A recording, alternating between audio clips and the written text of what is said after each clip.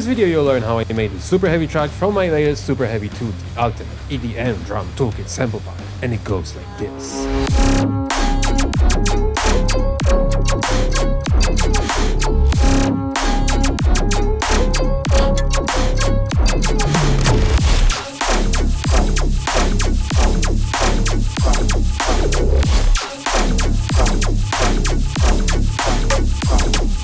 In this video you'll learn a few cool sound design tricks like this one.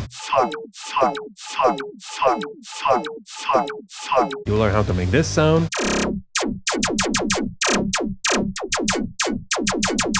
You'll learn cool arrangement tricks to make powerful songs. Oh! You will learn what makes the drum section flow, low, offbeat, and so you go like this. And many more. So let's start from the origins of this song. I was going through my day and I have stumbled upon this video about Joe Rogan ripping a huge fart on his show. It did pique my interest, so I checked it out. Ooh.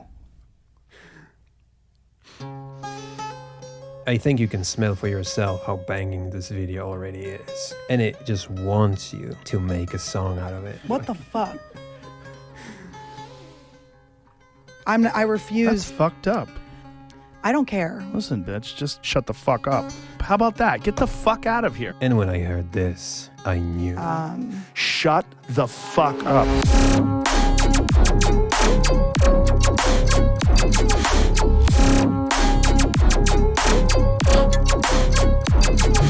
So that's what I did. I sampled this video. But there was one issue with it. Even though I used a lot of drums from Super Heavy 2, I was not able to use this song as a preview for the pack. I didn't have the rights. Oh! So I did message Gary O'Slide. He was nice to let me use this song in a preview track. So thank you so much, Gary. I appreciate that. Shout out to you. And so I did take that loop.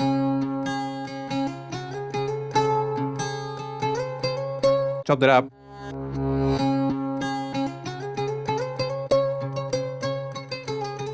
Oh!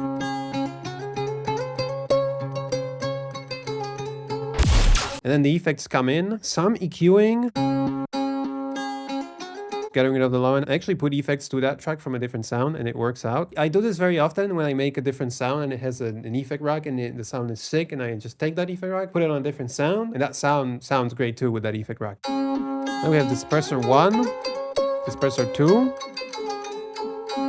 disperser 3, disperser 4. Which is what makes that dong dong dong dong dong sound. The rest of the sounds have this kind of like watery sound too, so that nicely connects with these sounds. EQing, making things wider. I really like to do this trick with the disperser and putting LFO on the movement of the disperser.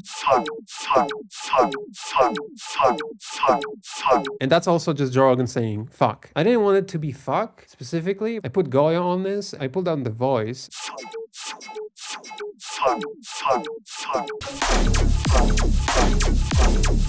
Like that. The fuck was too accentuated. We have all the drums from Super Heavy 2.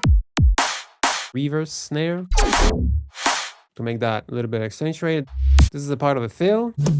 On each of the first hits, here and here, there are these crashes. A little bit faded. To match the shape, you gotta fade that in. To leave the space for the transient. And then you gotta match the length because that really matters. It's gotta be too long if I do this. Then we go shorter. It's like perfect. That's too short. So the length matters a lot. People say it doesn't, but I think it does matter. It has to be a perfect size. It can't be long, it can't be short. Offbeat thing. It just adds like this nice, interesting variation element. And then we have a fill. Opening snare from Super Heavy. Just repeating in a sampler with velocity increasing and with the filter opening like this. We have also this reversed rumble that helps for transitions. Really useful for transitioning into the kick, making it more impactful. Cymbal section. These ones. We have the one layered on top. That's a bit of a stronger hit. And then we have this one layered on the third one. Adds a bit of an impact and details. And then we have this offbeat one. There's even more offbeat hi-hats. So the rhythm of these hi-hats is not like this, but it's more like this. when you accentuate these hits, this one, low offbeat, and so you go like this instead of like this. But with those ones, there's a fill here, transitions, impact here, reverse rumble again, fill. That little fade at the beginning here and here makes space for the transients of the kick and snare. Those two hits, to hit more powerful, they're being layered with these open hats. Now we're going to the drums. I have used only 2 loops.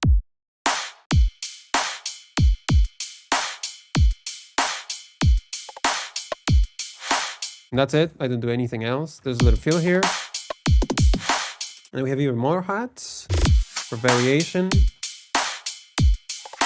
There's this gunshot here. So that's the whole drum section. It's just this kick, snare, loops, fills, just positioned rides, crashes, hats, and transitions here and transitions here. You can layer transitions to have them beefier.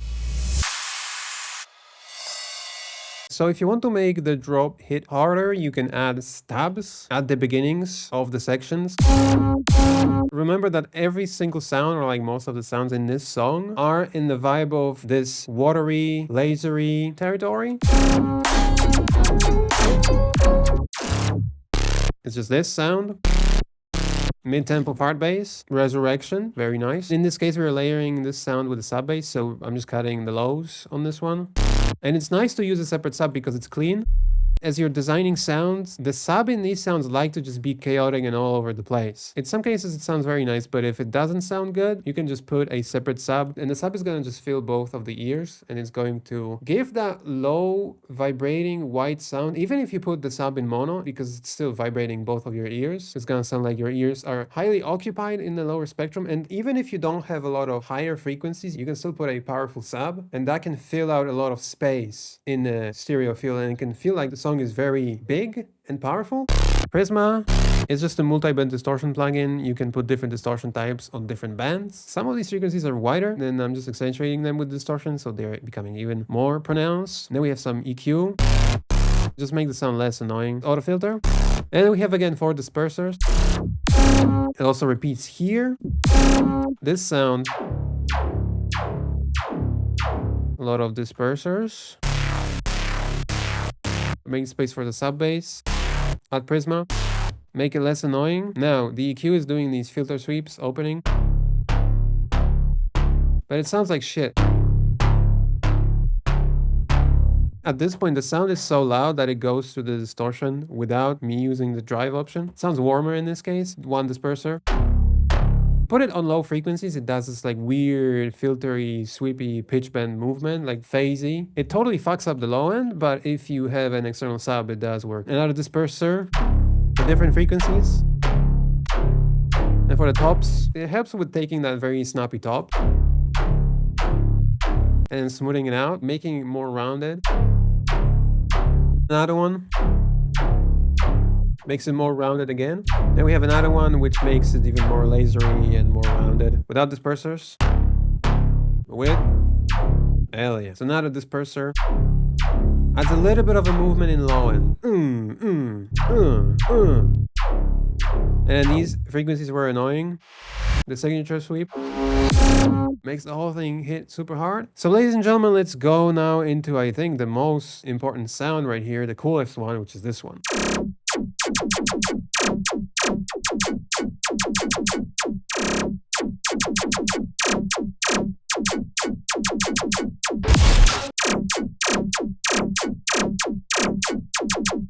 This one is crazy because it sounds like shit without the effects. Complete nonsense. I started to make a preview from a preview track for the pack, and I used this part of it. And so I chopped it up, did this, just really quick movement. Just a part of the song again. I'm not sure when I made this exact rhythm because it could have been that I have made a different rhythm, process the sound, and then make this rhythm. And the reason is as you process the sound, you can now take whatever is on the track and then find different pieces and they're going to go through that processing chain. And then what you will get is some different cool sound. That sounds different. And now if I have this effect rag, I can make quick rhythms like this and then I can highlight everything, Control Alt, Shift, and then I can shift this. I can even loop it.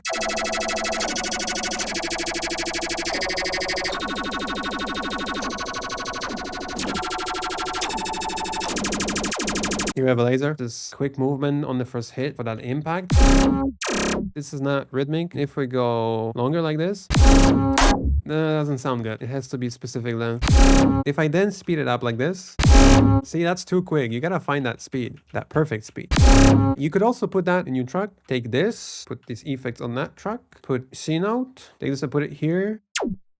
Now I'm playing this sound and you put arpeggiator right at the beginning like this. Disable the sync and now you can do this and then make that longer maybe. Make that longer baby. Get rid of this ass. You can do some automations like that. And you can totally sound like Flume. Go into the classic and then modulate this. Put some reverb. And it sounds amazing. I think this is the original processing chain that then I was copying to other tracks. Now we have the EQ. Without. Just unnecessary impact. Prisma. Prisma in this case like smoothens the sound out. It makes it also nicer to the ears and it deletes that really punchy click. These specific distortion types, they can help with diffusing the sound, making it smoother. And those are the heavy, the asymmetrical. You can hear that they add a lot of noise. Then another EQ, that's just for the tone to make it less annoying. And for dispersers again, for the lows. For the mids, add that for the highs, again the mids. That's just a part of a chopped up song consolidated. Adds a little bit of a transition to that next part. Very nice. And here's this cool change, a gunshot, the zap that opens and then it slaps you in the face. And that layers nicely with this drum fill here. All the elements in that section are playing in harmony and they create this coherent fill. To make the second part more intense and more powerful, hit hard. There's this stab. Oh! You can put a stab and then bounce back in rhythm. Boom. You bounce down. You have to bounce up. So if there's an element playing, you can bounce to that element.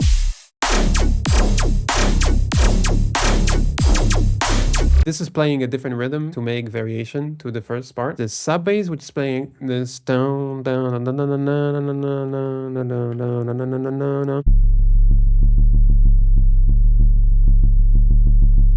Oh, hell yeah, man. It's a sub bass with pitch bend. It's just that. Then this drive adds that beefiness.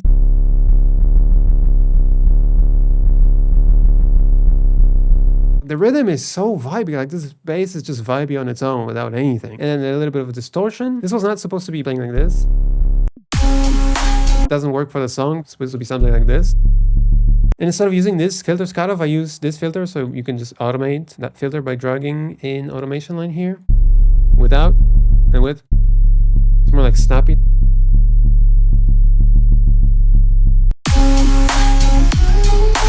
What is the sub bass? You can take a look. This is what the sub is.